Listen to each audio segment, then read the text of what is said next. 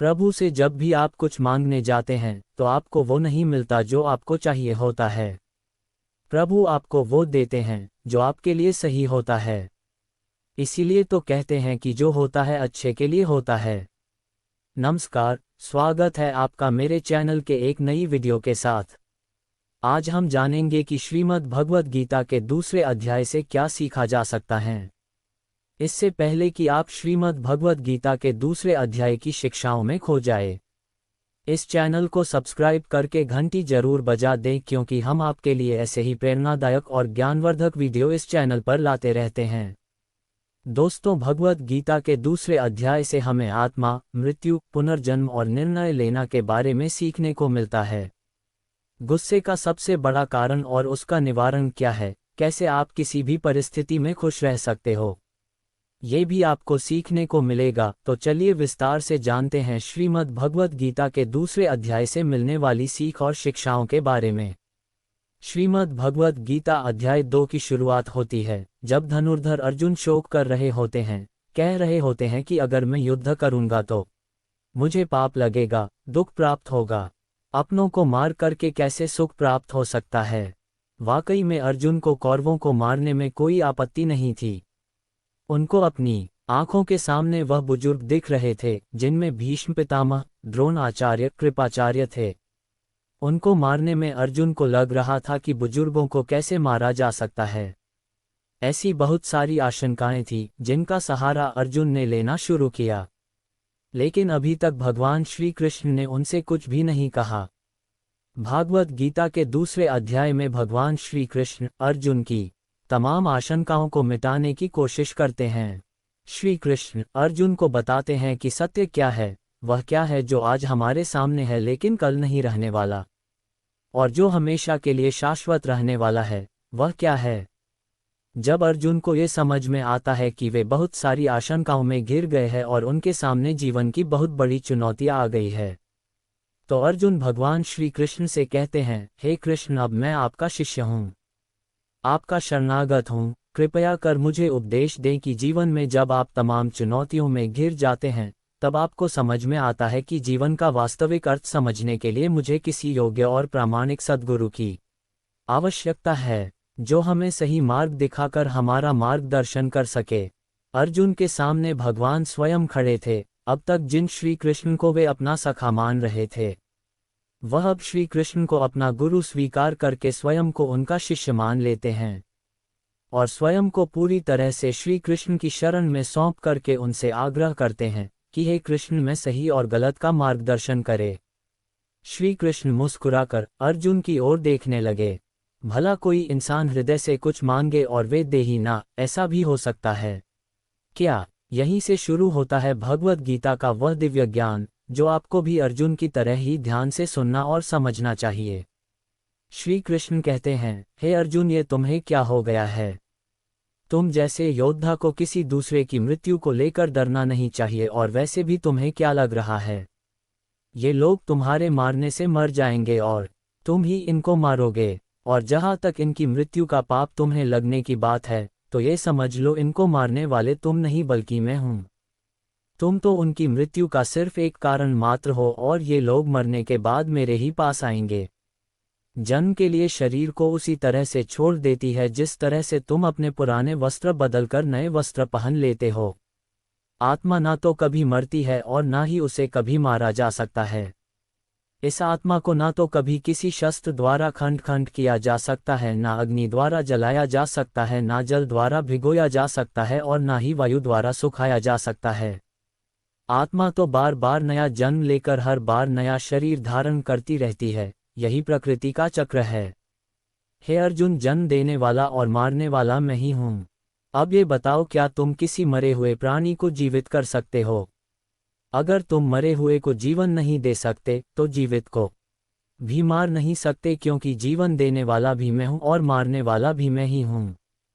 और इनकी मृत्यु मैंने तुम्हारे हाथों लिखी है। जब प्रकृति ऐसे ही चलती है तो भला तुम इसके जिम्मेदार कैसे हुए? हे अर्जुन, जिस क्षत्रिय को जीवन में युद्ध करने का अवसर प्राप्त होता है वह न केवल भाग्यशाली है बल्कि उसका तो धर्म और कर्म ही युद्ध करना है। अगर तुमने ये युद्ध नहीं किया तो इसका मतलब ये होगा कि तुमने अपना धर्म और कर्म अच्छी तरह से नहीं निभाया। तुम्हारे नाम के साथ कलंक जुड़ जाएगा और तुम्हारे जैसे योद्धा के लिए कलंक उसकी मृत्यु से भी बड़ा होता है। जो लोग तुम्हें बहुत सम्मान दिया करते थे वही लोग तुम्हारी बहुत बुराइयां करेंगे, तुम्हारा उपहास करेंगे, तुम्हारी वीरता पर सवाल उठाएंगे। इसलिए अर्जुन, तुम सुख दुख, हार जीत और लाभ हानि को छोड़कर अपने विचारों को स्थिर करो और युद्ध के लिए धनुष उठाओ। या तो तुम युद्ध में मारा जाकर मेरी ही शरण में आ जाओगे या फिर विजेता बनकर धरती पर ही सुख भोगोगे। हे अर्जुन, तुमने आज तक जितना भी सीखा है वह मेरे इस दिव्य ज्ञान के आगे बहुत छोटा है। तुम्हें अपने निश्चित कर्मों का पालन करने का अधिकार है, लेकिन तुम अपने कर्मों का फल प्राप्त करने के अधिकारी नहीं हो। तुम स्वयं को अपने कर्मों के फलों का कारण मत मानो, कर्म करने से पहले ही उसके परिणाम के बारे में सोच रहे हो, जबकि तुम्हें ये जान लेना चाहिए कि फल देने वाला मैं हूं और कर्म करने वाले हो तुम। इस बात पर अर्जुन ने श्री कृष्ण से सवाल किया कि आपने मुझे अपने विचारों को स्थिर रखने को कहा है, तो यह मैं कैसे करूं?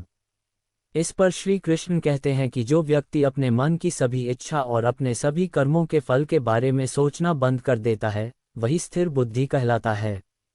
ऐसे व्यक्ति को ना तो स्वयं के साथ बुरा होने से दुख होता है और ना ही किसी अच्छे काम की अत्यधिक खुशी होती है। जिसके मन में हर प्रकार का डर, भावना और क्रोध नष्ट हो गए हैं, जो शुभ अशुभ के चक्कर से बाहर निकल गया है, जो इस प्रकार से अपनी इच्छाओं को वश में कर लेता है, उस मनुष्य की बुद्धि स्थिर हो जाती है।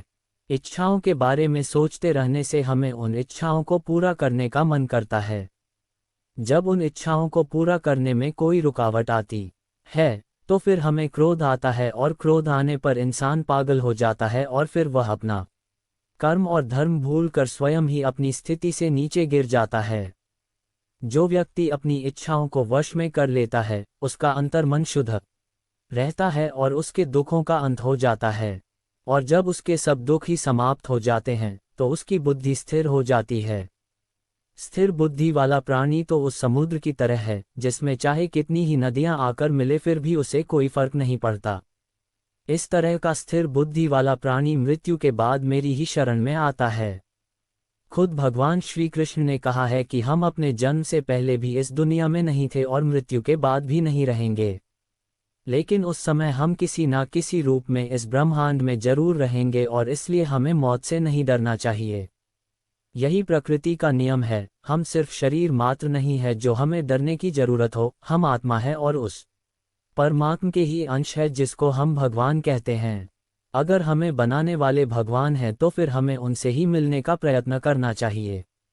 ये दुनिया तो मात्र उस ईश्वर का एक माया जाल है। अर्जुन मोह में फंस चुके थे और इसलिए कोई निर्णय नहीं ले पा रहे थे। जब भी हम कोई निर्णय लेते हैं तो एक तरफ हमारा मोह होता है और दूसरी तरफ वह होता है जो हमें करना है। इसी मोह के चक्कर में हम वह नहीं कर पाते जो हमारा असल काम होता है, जो हमें लाइफ में सफलता के रास्ते पर आगे ले जाता है। दोस्तों, हमारे दुखों का सबसे बड़ा कारण है हमारी अपनी इच्छाओं के बारे में सोचना। जब हम अपनी इच्छाओं के बारे में सोचते हैं तो समय बीतने के साथ साथ हम उनको पूरा करने की कोशिश भी करते हैं, और जब वह कोशिश नाकाम हो जाती है तो हमारे अंदर गुस्सा पैदा होता है, और ये गुस्सा ही ऐसी चीज़ है जिसको अगर आपने नहीं छोड़ा तो कभी आप अपने जीते जी खुश नहीं रह पाओगे। अब आप ये भी बोलेंगे कि अगर जिंदगी में कोई इच्छा ही नहीं रखेंगे तो सफलता कैसे हासिल होगी, नाम कैसे कमाएंगे? इसके बारे में भगवान श्री कृष्ण ने कहा है कि सबसे पहले आप अपने कर्म को पहचानिए, यानी कि आपके लिए ऐसा क्या करना जरूरी है जो आपको अपना लक्ष्य प्राप्त करवाएगा। उसके बाद सफल होने की उम्मीद या असफल होने का डर मन में पैदा किए बिना अपने काम को ऐसे करें जैसे वह काम आप नहीं बल्कि खुद भगवान कर रहे हो। इस तरह से आपकी हिम्मत कभी नहीं टूटेगी। साथियों, उम्मीद है आपको श्रीमद् भगवद गीता के दूसरे अध्याय की यह व्याख्या जरूर पसंद आया होगा और आपको इससे बहुत कुछ सीखने को मिला होगा। मिलते हैं जल्दी ही श्रीमद् भगवद गीता के तीसरे अध्याय के साथ। तब तक के लिए अपना ख्याल रखें। राधे राधे। अगर वीडियो पसंद आई तो हमारे चैनल को सब्सक्राइब करें। धन्यवाद।